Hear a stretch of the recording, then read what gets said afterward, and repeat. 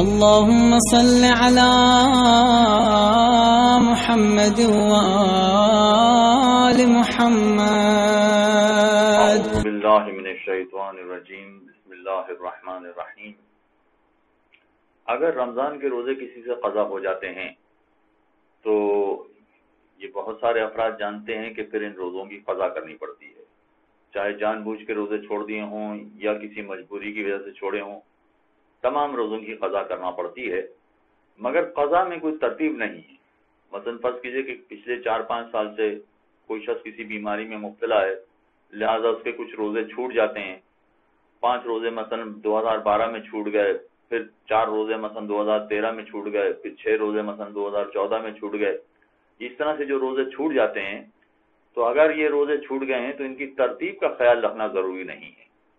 لہذا اگر کوئی شخص روزوں کی قضا کر رہا ہے تو یہ ذہن میں تصور لانا یا یہ نیت کرنا کہ میں پہلے 2012 کے روزے رکھ رہا ہوں، اس کے بعد 2013 کے روزے رکھ رہا ہوں، یہ ترتیب کا خیال رکھنا ضروری نہیں ہے، بلکہ اگر خیال رکھے تب بھی وہ ترتیب شمار نہیں کی جائے گی.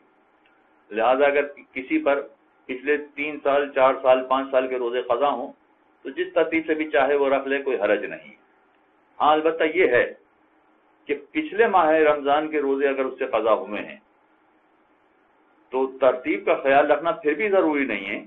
لیکن اگر وہ پچھلے رمضان کے روزے کی نیت نہیں کرے گا اور اگلا رمضان آ جائے گا، مثلا 2000 رمضان میں اس میں 2016 کے رمضان میں اس سے 4 روزے چھوٹ گئے تھے، 2015 میں 5 چھوٹ گئے تھے، 2014 میں پھر 4 چھوٹ گئے تھے. تو اگر یہ روزے چھوٹے تھے، اب یہ اس وقت 2017 میں روزے کی قضا کر رہا ہے اور اگر ترتیب کی نیت نہ کرے تو کوئی حرج نہیں، وہ روزہ شمار ہو جائے گا، روزہ صحیح ہو جائے گا. لیکن اگر 2016 کے روزے کی ترتیب میں نیت نہ کرے، اگر 2016 کی اس نے نیت نہیں کی اور 2017 کا رمضان آ گیا تو پھر ایسی صورت میں 2016 میں جو روزے قضا ہوئے تھے ان کی قضا تو کرنی ہے، مگر ساتھ ساتھ فدیہ بھی دینا پڑے گا. اور اس کا کلیہ اور قاعدہ یہ ہے کہ جس رمضان میں روزے قضا ہوئے ہوں، اگلے رمضان تک اگر ان کی قضا نہ کر لی جائے تو قضا کے ساتھ ساتھ ایک فدیہ بھی دینا پڑتا ہے، یعنی 3 پاؤ آٹا یا خوراک جیسی چیز کسی غریب کو دینا پڑتی ہے جو شرائط پر پورا اترنے والا ہو. تو اگر 2015 میں روزے قضا ہوئے تھے، 16 تک اس کی ادائیگی نہیں کر لی تو پھر 2015 کے روزوں کا فدیہ ہے.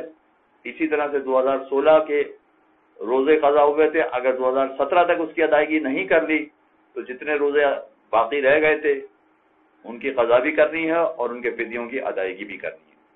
لہذا اس کا کلیہ یہ بنا کہ روزے رکھنے میں کوئی ترتیب نہیں ہے، مگر اگر آخری رمضان کے روزے کی نیت نہ کی جائے اور اگلا رمضان آ جائے تو ایسی صورت میں روزے کی قضا کے ساتھ ساتھ فدیہ کی ادائیگی بھی ضروری ہو جاتی ہے. تو یہ کلیہ تو اپنی جگہ پر ہے کہ اگر پچھلے ماہ رمضان میں روزے قضا ہوئے تھے اور آئندہ آنے والے رمضان سے پہلے اس کی قضا نہیں کی تو قضا کے ساتھ ساتھ فدیہ کی ادائیگی کرنا پڑے گی.